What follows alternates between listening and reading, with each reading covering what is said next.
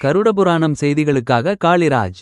குளிக்கச் சென்ற 2 சிறுவர்கள் நீரில் மூழ்கி உயிரிழப்பு. விருதுநகர் மாவட்டம் சிவகாசி அருகில் உள்ள தாயில்பட்டி எஸ்பிஎம் வடக்கு தெருவை சேர்ந்த கருப்பசாமி என்பவரது மகன் அபினேஷ் வயது 7 மற்றும் எஸ்பிஎம் தெருவை சேர்ந்த கார்த்திக்குமார் என்பவர் மகன் விஸ்வா வயது 9. இவர்கள் இருவரும் தாயில்பட்டி தனியார் பள்ளியில் 4ஆம் வகுப்பு படித்து வருகின்றனர்.